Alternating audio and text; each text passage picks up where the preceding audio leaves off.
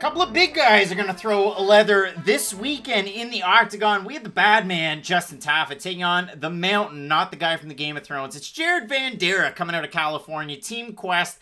And listen, Matt, for Jared Vanderaa, he's a guy that's been on people's radars for a while. He competed with EFC. He had the fight on Contender Series to make it to the dance. He got the big win over Harry Hunsucker, who Tai Tuivasa dusted. And then he took on Sergey Spivak. And in that fight, listen, they clinched. Spivak beat him in the first round. Vanderaa gets up, and it was weird because they ISO-cammed him. They didn't even focus on Spivak's corner. They just followed Jared Vanderaa into his. And he walks over, they give him the water, and just before he takes a sip of water, he says something. And then Bisping kind of plays telephone with it when the second round starts. He just kind of said, "I'm off right now." And yeah, he kind of looked a little off. I mean, he tried to wrestle, but Spivak is a great wrestler-grappler. And he's a pretty good striker. He's one of those...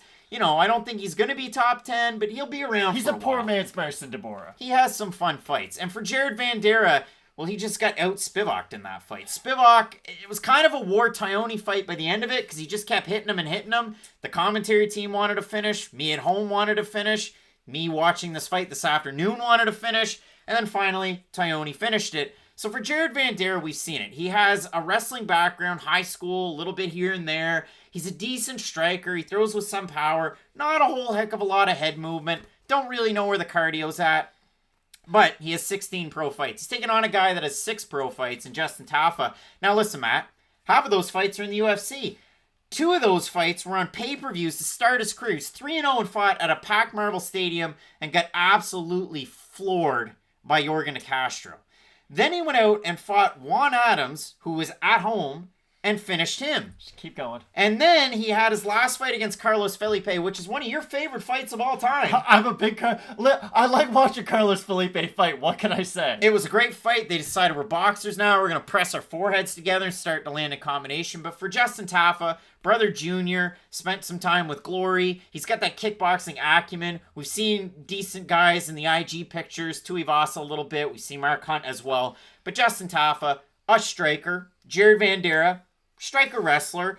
This is a fight that I'm halfway surprised is on the main card, because if you don't get a finish, it's going to be a tricky. So I was going to lead with, why is this fight on the main card, Craig? Because it baffles me, but we can get to that some other time. Look at this. Just a second. They made you pay to watch the fight against Yorgan De Castro. They made you pay to watch him fight Juan Adams. He finishes Juan Adams, then they put him on the prelims of a fight night. It's weird. And I tweeted at Dana White, make sure Justin Tafa gets my share of the pay-per-view tonight. It's weird, because for Tafa, listen, we can talk about his striking and his kickboxing. I've seen him get outstruck too many times for me to be all that confident in his stand-up. Because listen, Yorgan De Castro is an undersized heavyweight who has decent hand speed, but listen, he closed his eyes and threw an overhand right that landed on Justin Tafa and knocked him out. It's not like he set up the knockout shot or anything. Go back and watch the tape. I wish we had access to the tape and we could show it right now. But still, just believe me, Justin Tafa walks forward, Yorgan De Castro, eyes shut, throws. You're not Steph Curry after shooting the ball. You can't turn around. That's basically what Justin Tafa did. I watched Justin Tafa walk into an overhand right. It's tough for me to be all that confident in a guy who is classified as a striker when I've seen you make striking mistakes like that. And even Carlos Felipe, who, listen, he's a good striker and he's a good boxer. But Carlos Felipe is not a terrible fighter by any means. But, the fact that you were getting heavily outstruck and out-volume struck by Carlos Felipe... Split decision.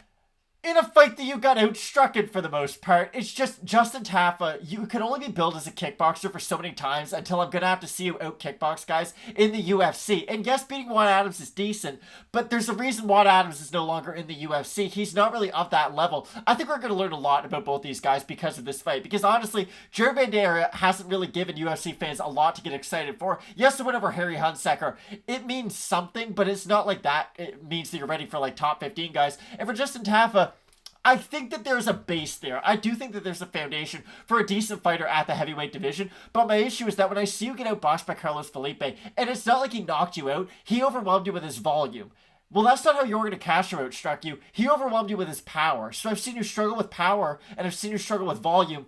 It gets to be a certain point where if I'm looking at Justin Tafa, how does he win a fight on the feet? I know he can invest in the leg kicks. I know he has good power himself. But even if you go back and watch Justin Tafa's fights on the regional scene in Australia, this is a guy who gets out grappled by guys who have 0-1 records in MMA, who never fought after they fought Justin Tafa.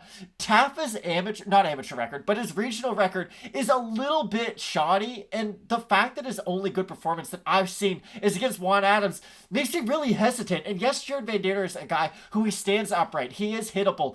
But even if you're upright and hittable, I still think you could have some success against Justin Tafa on the feet. So for Jared Vanderaa, typically holds his hands right here, but keeps his head on the center line, doesn't really move it. So he can get hit by hooks, he can get hit by straight shots, he can also get hit to the body, doesn't really cover up all that well there. And if you watch his fight against Harry Hunsucker, that's what happened. Like, Hunsucker put it on him. And listen, we were pretty difficult on Harry Hunsucker before his fight, coming into the UFC on short notice against Tuivasa. But what's Hunsucker good at? Blitzing, hitting with power shots, getting on top, and finishing fights. And that's what Hunsucker's good at. He almost did that against Vanderaa, who then came back and beat Hunsucker. You look at the other loss in his last 5 fights to Renan Ferreira. I bet you the UFC wishes they had Renan. PFL.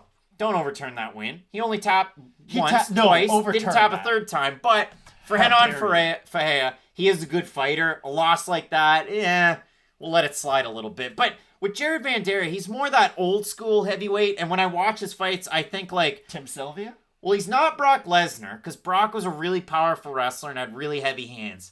It's kind of like Brock's buddy, Chris Tuchscherer. You know, Chris made it pretty far, but not far enough. He had power, he had wrestling, but when he really got against the top-level guy, it just didn't work out all that well. Chris Tuchscherer. Or Josh Parisian, if you want a local comp, or recent comp. Jack May. But the weird thing about, well, Jack May, too. If you want a Jared Vanderaa thing, listen, he has the height advantage, he has the length advantage, he has the leg reach advantage.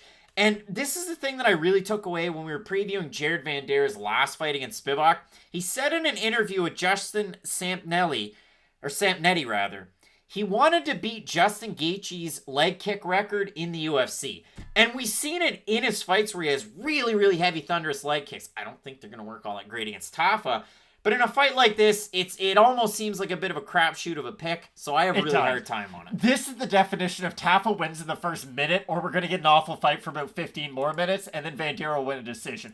I don't see this fight being all that exciting, and I know we like to start this with really excited for this matchup, not really excited for this matchup. This is the pop and popcorn, like, hey, I'm going to run to the store fight of the main card, but I do think Vandeera's wrestling is going to be able to beat Justin Tafa. I don't discredit the fact that, yes, Jared Vanderaa does stand very upright. He doesn't have a lot of head movement. But I do think if he can get past that first little rush of Justin Tafa, I do think he'll be able to win the fight. This isn't me saying Jared Vanderaa is going to go on and be in the top 15 anytime soon. I just don't really think either guy is going to go on and have this long, illustrious career in the heavyweights. I just think Jared Vanderaa is going to be the better fighter come Saturday. I have the hardest time on this one because one guy has 16 pro fights, the other guy is 6. Tafa's a good striker. I do like what he brings to the table, but if Vanderaa is able to take him out and just kind of wear on him, what Juan Adams maybe should have done or could have done.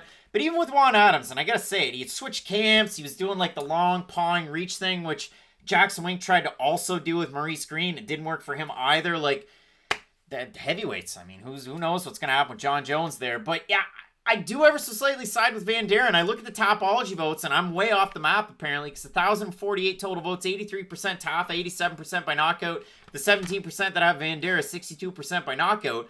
Like, yeah, I can definitely see a world where Tafa knocks him out. I will go with the advantage in terms of, listen, our overall MMA fights and the wrestling advantage that Vanderaa has. But if Tafa knocks him out in the first round, I wouldn't be surprised by that either. I'm split on it. Pop and popcorn fight. I think I've covered all my bases there, but yeah, I'm going with Vanderaa. Yeah, at the end of the day, this isn't a glamour fight for the heavyweight division by any means, but no, I do agree with you. I have Vanderaa. Matt, both of us reluctantly going with Jared Vanderaa to get the win, going with the mountain. Big fights coming up. We got our co-main event, Xiaonan taking on Carla Esparza at the top of the strawweight division. In the main event, Rob Font, Cody Garbrandt. Keep locked in with Fight Night Picks, as we always say. Let's get into it.